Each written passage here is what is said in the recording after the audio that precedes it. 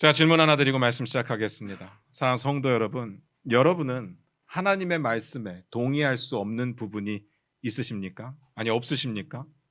당연히 없어야 됩니다.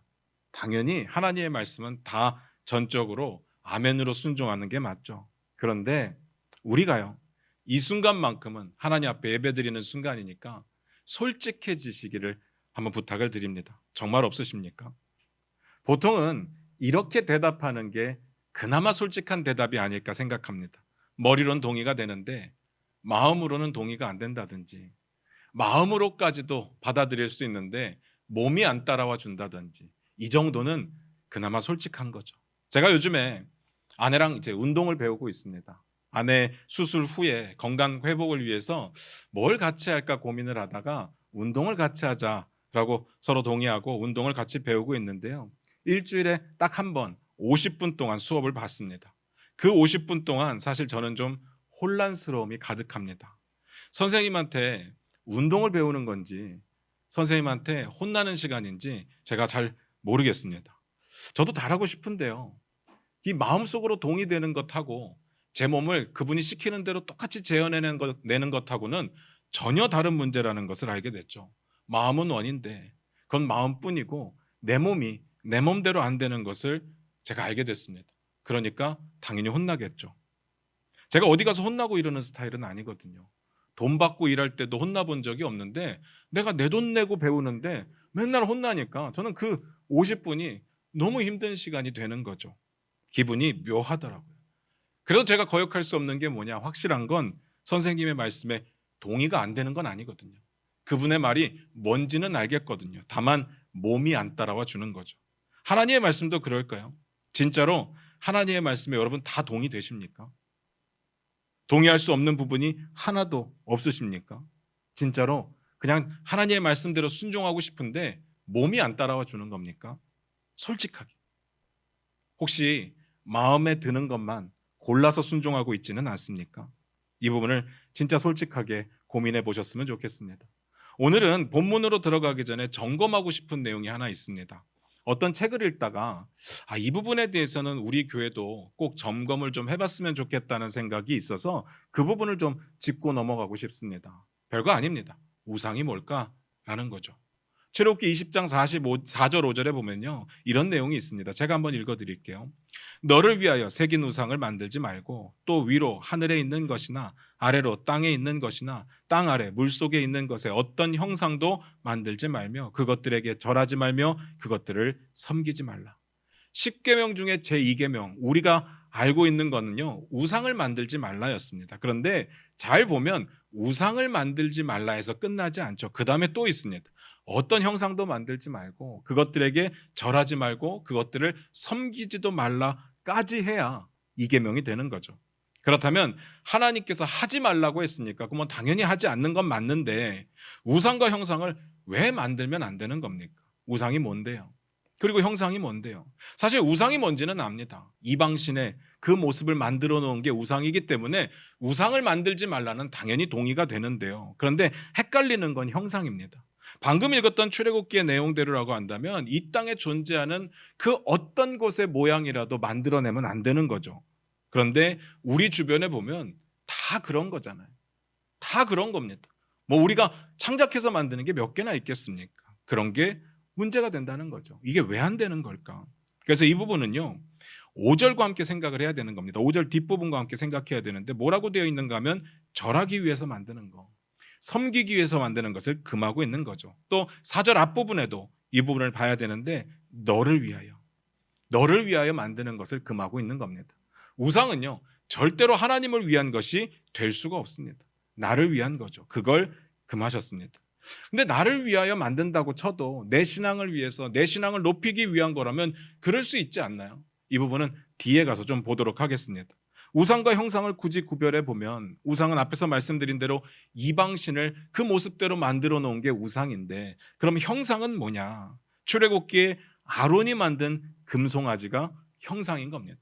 그들은요, 재밌는 게 그것을 만들어 놓고 그것을 뭐 애굽에서 믿던 어떤 신으로 부른 것이 아니라 하나님이라고 부르고 있죠.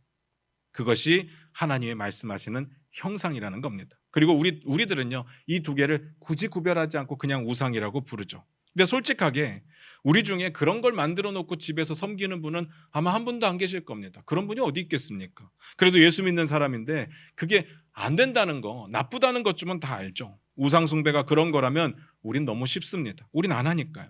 그런데 딱 그것만은 아닐 겁니다. 그러니까 항상 중요한 건 우리의 삶에 어떻게 적용해 볼까, 이 부분 아니겠습니까? 고민해 봐야 됩니다. 제2계명을 우리의 삶에 어떻게 적용해야 됩니까? 보통 이렇게 말하죠. 하나님보다 더 사랑하는 것이 우상입니다. 들어보셨죠? 그렇다면 우리가 예수 믿는 사람으로서 하나님보다 더 사랑하는 것이 있습니까? 없습니다. 어떻게 하나님보다 더 사랑하는 것이 있을 수 있습니까? 예수 믿는 사람인데요, 당연히 하나님만 사랑하죠. 당연히 하나님을 가장 사랑한다고 말할 수 있습니다. 물론 마음이 못 따라줄 때가 있고요, 또 몸이 안 따라줄 때가 있는 거죠. 그렇긴 하지만 하나님을 가장 사랑합니다, 이 고백을 못 하실 분은 아마 한 분도 없을 겁니다. 그런데 이렇게 묻고 싶습니다. 그 사랑이 진짜입니까? 진심인 건 알겠습니다. 그런데 그게 얼마나 사랑의 퀄리티를 가지고 있느냐, 이걸 묻고 싶은 겁니다. 우리가 흔히 말하는 사랑한다는 말 다 진심이죠. 거짓 아닐 겁니다. 그런데 그 사랑의 완성도는 어느 정도가 되느냐, 그걸 묻고 싶은 거죠. 제가 그래도 한 가정을 이끌고 있고 그 가정에서 가장이잖아요. 제 아이들이 둘이 있는데 아이 둘을 안 사랑했던 적은 하루도 없습니다. 한순간도 없어요. 그런데 아이들을 사랑하는 건 사랑하는 건데 때로는 최선을 다하지 못할 때가 있죠. 때로는요, 미숙할 때도 있습니다. 실수할 때도 있습니다. 그래도 제 사랑은 진심인 거죠. 그런데 제 사랑의 완성도는요, 좀 떨어진다는 이야기입니다. 반대로 여러분에게 여쭤볼게요. 여러분 부모님 사랑하십니까? 당연히 사랑하죠. 그런데 이렇게 묻고 싶습니다. 정말 자식으로서 최선을 다하셨습니까? 누가 봐도 야, 저 사람은 부모에게 너무 잘한다 라고 말할 수 있을 만큼 최선을 다하셨습니까? 여기에 네라고 대답할 수 있는 사람은 아마 한 사람도 없을 겁니다. 우린 다 불효자죠. 안 그렇습니까? 우리의 사랑이요, 늘 완성도가 조금 떨어진다는 이야기를 드리는 겁니다. 그런데 그래도 진심입니다. 우리의 사랑은 늘 진심입니다. 그러다 보니까 문제는요, 하나님을 향한 사랑도 진심은 진심인데 이 정도의 사랑이면 되겠다라고 생각하는데 문제가 생기는 겁니다. 하나님께 좀 죄송한데요, 우리가 하나님께 할 수 있는 나름대로의 최선을 다하고 있습니다. 정말 최선을 다하고 있으니까 이거보다 더 큰 사랑을 요구하면 그건 좀 무리가 있습니다. 그건 우리가 할 수 없는 부분이 되는 거죠. 그리고 이렇게 변명할 겁니다. 어쩔 수 없었습니다. 먹고 살기 바쁘거든요. 이 땅에서도 살아가야 될 일들이 너무나도 많은데, 그런데 어떻게 하나님만 사랑합니까? 하나님 아시지 않습니까? 이게 우리가 하나님을 사랑한다고 말할 때 말하는 사랑입니다. 그러니까 우상을 만들지 말라의 계명을 하나님보다 더 사랑하는 것이라고만 적용을 해버리면 진짜 엄청나게 무언가에 빠져서 중독되는 것을 제외하고는 우리는 이 계명에 대해서는 크게 거부감이 없었습니다. 별 문제가 없었던 겁니다. 우린 사랑하니까. 웬만하면 하나님 사랑하지 않습니까? 다만 어쩔 수 없었던 겁니다. 내 마음이 어쩔 수 없었고 내 몸이 안 따라주는 것뿐이었습니다. 그렇다고 하나님을 안 사랑했던 적은 없었죠. 만약에 우리 가운데 난 하나님 사랑하지 않습니다 라고 말한다면 그분은 믿음이 아예 없는 거고요. 그래서 우상에 대해서 다시 생각해 봐야 됩니다. 정말 단순하게 하나님보다 더 사랑하는 것만이 우상일까? 이 질문을 고민하면서 오늘 본문 말씀으로 들어가도록 하겠습니다. 본문 말씀 같이 보겠습니다. 17장 7절입니다. 한 목소리로 같이 읽겠습니다. 시작. 유다 가족에 속한 유다 베들레헴에 한 청년이 있었으니 그는 레위인으로서 거기서 거류하였더라. 지난주에 우리가 말씀을 나눌 때 그런 이야기를 했었습니다. 지난주 이야기의 주인공이 누군지 기억나세요? 미가였습니다. 이 미가의 스토리가 삼손의 스토리와는 아무 상관이 없다고 말씀을 드렸어요. 그런데 왜 아무 상관없는 미가의 스토리가 삼손의 이야기가 끝나자마자 거기에 기록되어 있느냐? 우리는 그 질문을 했었고 그 질문에 대한 답을 나누었습니다. 왜 여기에 있었습니까? 미가의 이야기는요, 이스라엘 자손 전체의 범죄함의 대표적인 예시가 되기 때문에 여기에 기록된 겁니다. 이게 무슨 말이냐면요, 간단하게 말씀드리면 미가는 우상을 만들었죠. 그리고 개인의 집에 신당을 만들었습니다. 그것뿐만이 아니라 자기 멋대로 제사장을 세우기까지 했죠. 이 모습이 미가 한 사람의 말도 안 되는 범죄의 모습 같지만 따지고 보면 이스라엘 전체의 모습이라고 제가 말씀을 드렸던 겁니다. 오늘 새로운 이야기가 시작되는데 마찬가지입니다. 결국은 주인공의 모습을 통해서 이스라엘 전체의 죄악의 모습을 발견하게 될 겁니다. 오늘 내용은요, 한 청년이 주인공입니다. 이 청년의 신분은 레위인이라고 기록되어 있습니다. 여러분, 레위인이 어떤 사람들인지 아시죠? 이건 교회를 오래 안 다녀도 레위인이 어떤 사람인지는 다 알 겁니다. 간단하게 말씀드리면 여호와의 일을 섬기는 사람들을 레위인이라고 불렀어요. 지금으로 따지면 목회자, 교회 사역자 정도가 될 겁니다. 그런데 지금과 다른 것은 그때는 태어나면서부터 레위인이 되는 거죠. 그게 좀 달랐습니다. 그래서 앞에서 제가 레위인이 신분이라고 말씀드렸던 거죠. 또 하나 중요한 게 있습니다. 이스라엘이 가나안 땅을 정복하고 나서 가나안 땅을 분배할 때 12지파가 있으니까 땅을 12개로 나눠줍니다. 그런데 이렇게 나눠줄 때 각 지파에게 하나씩 나눠주는데 유독 요셉의 지파는 2개로 나눠주죠. 에브라임과 므낫세 이렇게 줍니다. 그래서 땅 이름을 볼 때 요셉이라는 지역이 없었던 거예요. 대신에 에브라임 지역이 있었고 므낫세 지역이 있었던 거죠. 12지파거든요. 그런데 12개로 나눠놓고 11지파에게 12개를 주면 분명히 못 받는 지파가 하나 생기죠. 그게 누굽니까? 레위인이라는 겁니다. 그런데 이유가 있었습니다. 그들은 하나님의 일을 감당해야 되니까.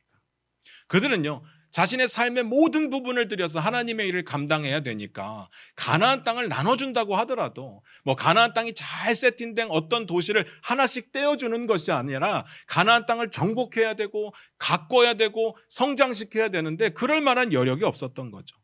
그래서 레위인은 빼버렸습니다.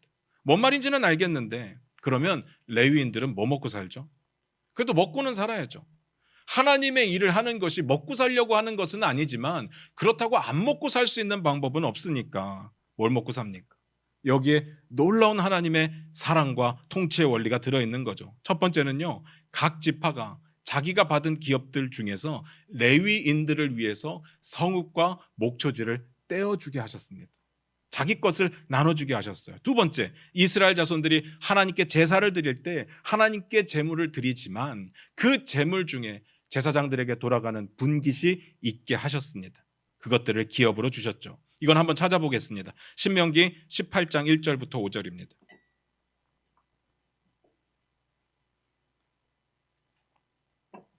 신명기 18장 1절부터 5절입니다. 한 목소리로 같이 읽겠습니다. 시작. 레위 사람 제사장과 레위의 온 지파는 이스라엘 중에 분깃도 없고 기업도 없을지니 그들은 여호와의 화제물과 그 기업을 먹을 것이라. 그들이 그들의 형제 중에서 기업을 가지지 않을 것은 여호와께서 그들의 기업이 되심이니 그들에게 말씀하심 같으니라. 제사장이 백성에게서 받을 몫은 이러하니 곧 그 드리는 제물의 소나 양이나 그 앞다리와 두 볼과 위라 이것을 제사장에게 줄 것이요 또 내가 처음 거둔 곡식과 포도주와 기름과 내가 처음 깎은 양털을 내가 그에게 줄 것이니 이는 내 하나님 여호와께서 내 모든 지파 중에서 그를 택하여 내시고 그와 그의 자손에게 항상 여호와의 이름으로 서서 섬기게 하셨음이니라. 뭔 말인지 아시겠습니까? 하나님께서 그들에게는 땅을 기업으로 주시지는 않았지만 하나님의 약속이 뭔가 하면 내가 너희의 기업이 되겠다. 내가 레위인들의 기업이 되겠다. 그 말씀입니다. 이게 뭔 말이냐면요. 레위인들은요. 자기들이 먹고 살 것을 위해서 일하는 게 아닙니다. 모든 지파를 대신해서 혹은 모든 지파를 대표해서 하나님을 섬기는 일을 하는 겁니다. 하나님을 기쁘시게 하는 일을 하는 겁니다. 대신에 먹을 것이 없으니까 그러면 나머지 모든 지파들이 열심히 일해서 그들을 섬기는 그런 개념이었다는 이야기입니다. 이게 하나님의 통치 원리였죠. 함께 공존하는 삶. 오늘 본문을 보니까요, 한 청년의 이야기가 소개됩니다. 그런데 그가 어디 살던 사람이냐? 유다 지파가 받은 땅 중에서 베들레헴에 사는 청년이라고 되어 있습니다. 그런데 그는 레위인이죠. 이제 이해가 되시죠? 왜 레위인이 유다 지파 땅에 가서 살고 있는지 이제는 아실 겁니다. 그 다음 봅니다. 8절입니다. 사사기 17장 8절입니다. 같이 읽겠습니다. 시작. 그 사람이 거주할 곳을 찾고자 하여 그 성읍 유다 베들레헴을 떠나 가다가 에브라임 산지로 가서 미가의 집에 이르네. 레위인이 자기가 살던 데에서 다른 곳으로 옮겨가기 위해서 정착할 곳을 찾는 중이었다라고 되어 있죠. 궁금합니다. 그래도 되는 겁니까? 그래도 땅 한 번 받으면 거기에 살아야 되는 것 아닙니까? 그런데 성경을 보니까요, 됩니다. 그래도 된다고 되어 있더라고요. 앞에 읽었던 신명기 부분 뒷부분을 제가 한번 읽어드릴게요. 잘 들어보시기 바랍니다. 이스라엘 온 땅 어떤 성읍에서든지 거주하는 레위인이 간절한 소원이 있어 그가 사는 곳을 떠날지라도 여호와께서 택하신 곳에 이르면 여호와 앞에 선 그의 모든 형제 레위인과 같이 그의 하나님 여호와의 이름으로 섬길 수 있나니 그 사람의 몫은 그들과 같을 것이요 그가 조상의 것을 판 것은 별도의 소유이니라. 레위인들이요, 자기가 원하면 간절한 소원이 있으면 옮길 수 있었습니다. 그런데 진짜 놀란 게 뭐냐면요, 어디를 가도 그 전과 같이 혹은 그곳과 같이 동일한 대우를 받는다는 거죠. 어디에서도 하나님을 섬길 수 있었고 어디에서도 그 몫을 받을 수 있었다는 이야기입니다. 그러니까 레위인 청년이 새로운 정착지를 찾고 있는 것은 문제될 것이 전혀 없습니다. 그런데 문제는요, 왜 하필이면 미가의 집까지 이르렀을까라는 거죠. 미가가 어떤 사람인지 지난주에 봤잖아요. 같이 봅니다. 9절입니다. 같이 읽겠습니다. 시작. 미가가 그에게 묻되 너는 어디서부터 오느냐 하니 그가 이르되 나는 유다 베들레헴의 레위인으로서 거류할 곳을 찾으러 가노라 하는지라. 미가가 레위 청년에게 물었습니다. 어디서부터 오는 길입니까? 구약 성경을 보다 보면요, 이런 장면 자주 보거든요. 구약 시대의 사람들은요, 여행객들이 왔을 때 그냥 보내지 않더라고요. 보통은 자기 집에 초대하고 또 먹을 것을 대접하면서 그 사람과 이야기를 나누는데 가장 첫 번째 인사는 항상 이거예요. 어디서부터 오는 길입니까? 이렇게 묻는 겁니다. 미가의 이 질문에 레위 청년이 대답을 하는 겁니다. 나 원래 유다 땅의 베들레헴에 살고 있었는데, 그리고 난 레위인인데 새롭게 정착할 땅을 찾기 위해서 돌아다니는 중입니다. 솔직하게 말했죠. 그런데 그 이야기를 듣자마자 미가가 기다렸다는 듯이 파격적인 제안을 합니다. 10절 같이 보겠습니다. 같이 읽겠습니다. 시작. 미가가 그에게 이르되 내가 나와 함께 거주하며 나를 위하여 아버지와 제사장이 되라. 내가 해마다 은 10과 의복 1벌과 먹을 것을 주리라 함으로 그 레인이 들어갔더라. 미가가 뭐라고 했어요? 나와 함께 있자. 나를 위하여 뭐라고요? 아버지와 제사장이 되어달라. 그때 제시한 연봉이 은 10개, 그리고 해마다 의복 1벌, 그리고 먹을 것을 주겠다고 했습니다. 제가 이 부분 이야기 드리면서 적은 금액 아니라고 했어요. 이거 굉장히 후히 대접하는 거라고 말씀을 드렸습니다. 그러니까 이 많은 금액을 주겠다고 예시를 하니까 이걸 읽고 아, 그렇구나, 참 사람들이 따뜻하다, 이렇게 생각하시면 안 되는 겁니다. 은 10개 혹하시면 안 됩니다. 지금 미가가 뭔 이야기를 하는가 하면 하나님의 일을 위해서 섬겨달라는 이야기를 하는 게 아닙니다. 자기 집에 있는 개인의 신당에서 개인의 제사장이 되어달라는 거예요. 하나님께서 구별하신 레위인인데 레위인을 개인 신당의 제사장으로 삼고자 했습니다. 간이 배 밖으로 나온 거죠. 일단 신당을 개인 집에 두는 거, 그거 죄죠. 그리고 그 신당은 온갖 우상들이 진열되어 있는 곳이라고 했습니다. 레위인들이 일할 수 있는 것도 아니었고 일을 해서도 안 되는 일이죠. 그런데 미가가 겁도 없이 하나님이 거룩하게 구별해 놓은 레위 사람에게 자신의 집에 제사장직을 오퍼하고 있는 겁니다. 그런데 이 부분에서 고민하고 넘어가야 되는 부분이 또 있어요. 지난주에 미가가 자기 아들을 제사장으로 세웠다고 말할 때 제가 설명드렸던 내용인데요, 제사장은 아무나 하는 게 아니죠. 일단 레위인이어야 되고요, 또요, 아론의 자손이어야 됩니다. 오늘 본문에는 안 나오는데 이 청년은 안타깝게도 아론의 자손은 아니었습니다. 그런데 미가는요, 물어보지 않았습니다. 그냥 레위인이라는 말만 듣고 자기 집에 제사장이 되어달라고 부탁을 했던 거죠. 말이 안 되죠. 뭐 어차피 다 말이 안 되는 이야기입니다. 여기에 뭐 정상적인 게 뭐가 있겠습니까? 다 말이 안 되는 이야기인데 상식적으로 볼 때도 말이 안 되는 내용이 하나가 있는데 그게 뭐냐면요, 미가가 이런 제안을 했다는 겁니다. 나를 위하여 아버지가 되라. 제사장도 말이 안 되는데 아버지가 되어달라는 건 좀 오바 아닙니까? 왜요? 그는 청년이니까. 이 청년이라는 말이 좀 재밌는 표현인데요, 우리가 생각하는 지금의 청년하고 비교하시면 안 돼요. 지금은요, 청년의 스펙트럼이 굉장히 넓어요. 40이 넘어도 결혼 안 하면 우린 다 청년이라고 불러요. 심지어는 50이 돼도 청년이고 싶어 하는 사람들도 있더라고요. 그런데 이 단어를 원어로 보시잖아요. 소년에 가깝습니다. 소년에 가까워요. 아주 어렸다는 이야기입니다. 지금 미가가요, 레위인이라고 하니까 그런 소년 같은 어린 아이에게 아버지가 되어달라고 부탁을 하는 내용이에요. 말이 안 되죠. 그렇다면 궁금한 게 생겼습니다. 왜 미가가 이런 무리수를 두고 그를 굳이 자기 집에 제사장으로 세우려고 했을까? 다 말이 안 된다니까요. 제사장이라는 단어 하나만 좋은 거지 나머진 다 말이 안 돼요. 아론의 자손도 아니죠. 나이도 너무 어리죠. 게다가 실로에 있는 성막도 아니잖아요. 그냥 자기 개인의 집에 있는 개인 신당이었습니다.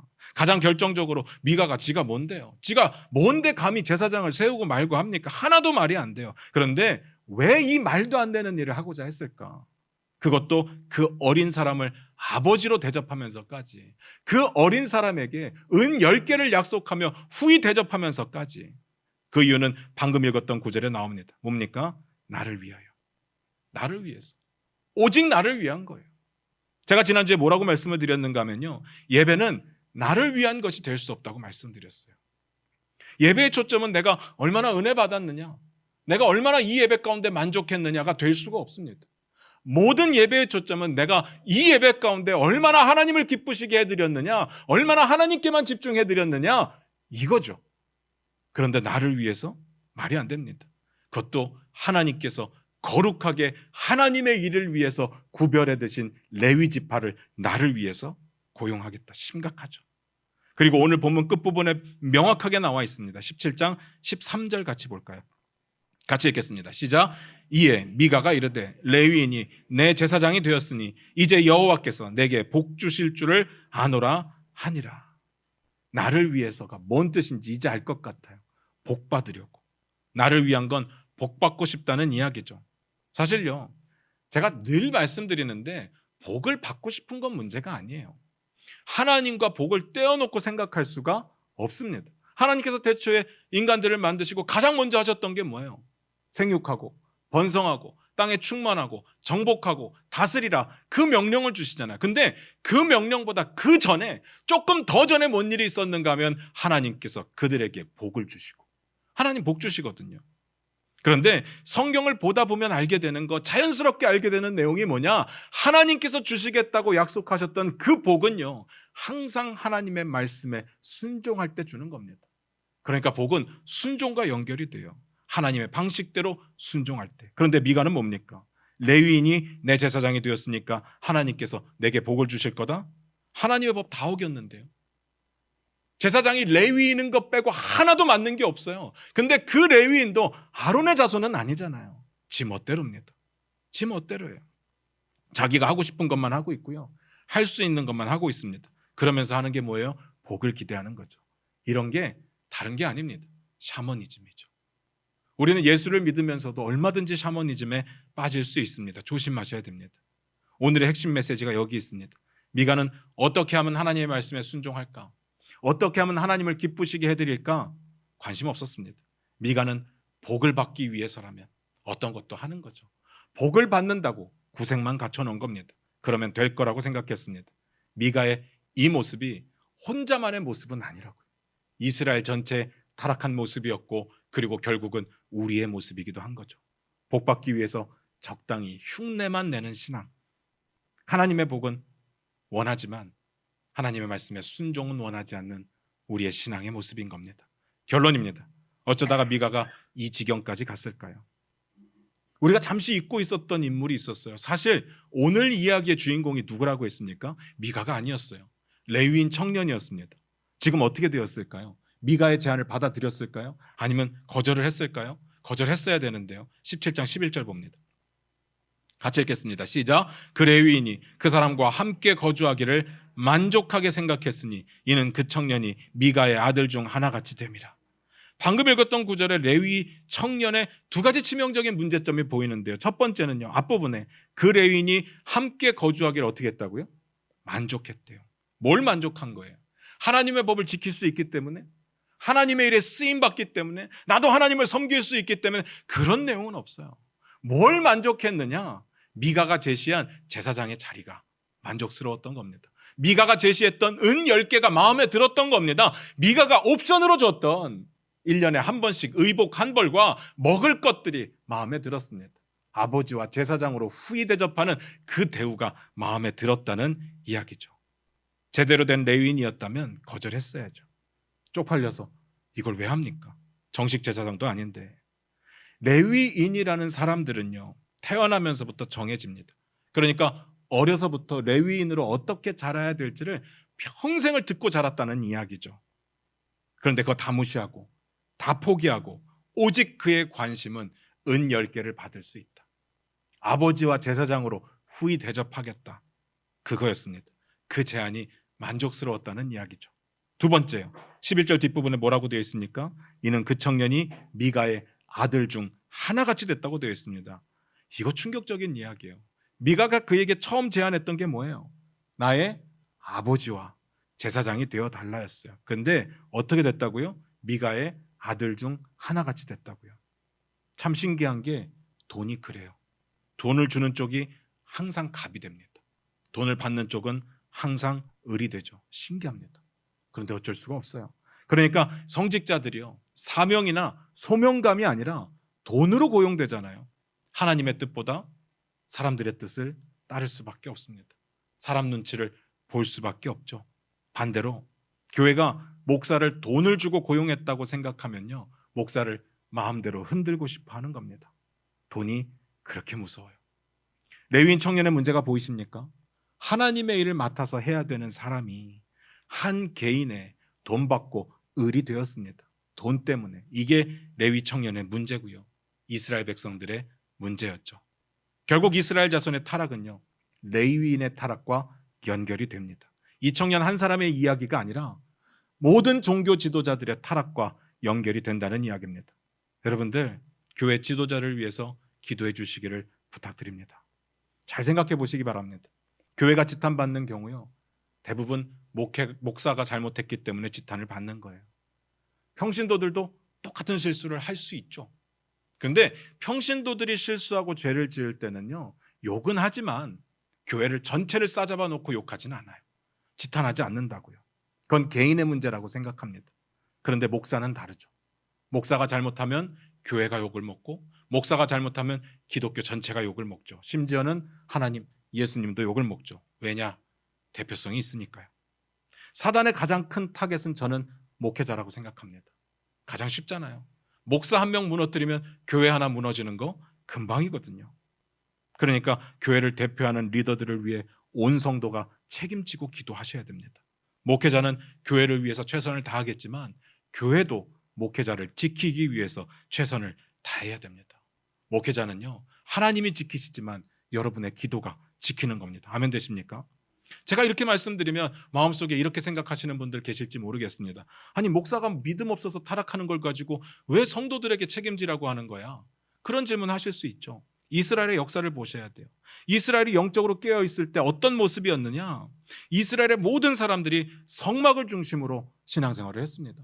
성막에 모이기를 기뻐했다는 이야기예요. 성막에 모일 때 항상 주님을 바라보면서 기뻐했습니다. 그때가 믿음이 좋을 때예요. 출애굽기에 보면 여호수아는요, 회막을 떠나지 않았다고 되어 있어요. 얼마나 멀리 있느냐, 얼마나 가는 것이 편하냐, 이런 건 전혀 상관이 없습니다. 하나님이 계신 곳이니까 하나님을 기쁘시게 할 수 있는 그 성막에서 제사를 드릴 수 있다는 것이 기쁨이었고 감사였죠. 그들은 하나님께서 기뻐하시는 일들을 했습니다. 이게 믿음 좋을 때예요. 이때는 문제가 없습니다. 이때 레위 지파가, 제사장들이 돈 때문에 타락했다는 이야기는 찾아볼 수가 없어요. 그런데 사사시대의 모습은 어떻습니까? 이스라엘 자손이 여호와의 목전에 악을 행하기 시작하면서부터 어떤 일이 벌어지느냐? 그들은요, 성막을 찾지 않습니다. 주변에 있는 신당을 찾아요. 그 신당에는 하나님을 믿는 사람들이 모이는 것이 아니라 우상을 숭배하고 이방신을 섬기는 사람들이 모이는 거죠. 거기에는 온갖 더럽고 추잡한 음란한 우상 숭배의 그런 예식들이 있는데도 불구하고 거기를 가는 겁니다. 거기가 가기 편하니까, 거기가 재미를 주니까요. 심지어는요, 개인의 집에다가 신당을 두는 사람들도 있었습니다. 미가가 그랬다고요. 얼마나 편합니까? 자기 집에 예배당이 있으니까. 그러니까 레위인을 고용하는 거죠. 이 말은요, 어딜 가도, 하나님의 약속이 그랬잖아요. 어딜 가도 하나님 섬기는 일을 동일하게 할 수 있고, 어딜 가도 그 형제들이 받는 몫을 동일하게 받을 수 있다고 약속을 하셨는데, 이스라엘 사회가 타락하고 나니까, 이스라엘 백성들이 타락하고 나니까 이스라엘 사람들이 그 역할을 해주지 않았다는 겁니다. 그 책임을 지지 않았다는 겁니다. 왜요? 성막을 안 가니까. 성막을 가야 제물을 드리고 제물을 드려야 제사장들이 그 몫이 생기는데 안 가니까요. 다 주변에 있는 이방 신상에 절하는 그 예배당을 가는데 어떻게 그 일이 일어납니까? 그러니까 레위인들은 먹고 살 수가 없죠. 먹고 살기 위해서 어떻게 합니까? 개인의 새로운 잡을 찾아야 되는 겁니다. 미가가 그걸 이용한 거예요. 자기 신당은 솔직히 짝퉁이니까 뭔가 레위인을 고용하면 정통성이 부여되는 것 같아서 레위인과 제사장이 먹고 살려고 하나님을 섬기는 건 아니에요. 그런데 안 먹고 살 수 있는 방법은 세상 어디에도 없습니다. 이런 이야기를 하면요, 좀 삐딱한 성도님들은 아니 목사는 하나님을 봐야죠, 하늘을 봐야죠, 사역자들은 다 하나님 보고 살아야죠, 이렇게 이야기를 하죠. 그러면서 출애굽기 광야 시대를 생각합니다. 잘 생각하셔야 돼요. 그때는요, 농사 안 지어도 하나님께서 하늘에서 만나 메추라기를 내려서 다 먹여주셨어요. 근데 이거 잘 생각하셔야 되는 게 그때는 레위인과 제사장만 그렇게 먹인 것이 아니라 모든 이스라엘 백성들이 다 동일하게 그렇게 먹고 살았어요. 그때는 가능했던 일이죠. 그리고 이스라엘 백성들에게 레위 지파를 책임지라고 하셨던 겁니다. 교회가 타락했던 시대를 보면요, 가장 먼저 드러나는 문제가 돈이에요. 교회를 말하는데 돈부터 이야기합니다. 돈으로 교회를 평가하고 돈으로 목회자를 흔들죠. 돈으로 교회 사역을 하느냐 마느냐를 결정하게 됩니다. 그러면 타락합니다. 100%. 어떻게 하다 백성들이 레위인을 책임지지 않는 지경까지 갔을까요? 어떻게 하다가 이 레위인이 자신의 잡을 찾아서 이렇게 떠돌게 되었을까? 너무 슬프지 않습니까? 근데 그 이유가 뭐냐면요, 이 부분이 중요한데 사실은요, 레위인들이 각 지역에 흩어져 살았던 이유가 있어요. 하나님께서 다른 사람들을 통해서 공급하시고자 하는 목적도 있었지만 그들이 흩어져서 뭘 해야 되느냐? 그 지역의 사람들에게 하나님의 말씀을 제대로 가르쳤어야 됩니다. 하나님이 어떤 분인지, 하나님의 율법이 무엇인지, 어떻게 하는 것이 하나님을 기쁘게 하는 일인지 그걸 가르쳤어야 되는데 그들은 하지 못했습니다. 안 했다는 이야기입니다. 그러니까 무너지는 거죠. 둘 다 문제니까 이 지경까지 되는 겁니다. 어느 한쪽이라도 깨어 있었다면 이것까지 가지는 않았을 겁니다. 말씀 마무리 짓겠습니다. 앞에서 제가 우상이 뭘까요? 라고 물었습니다. 우상이 뭘까요?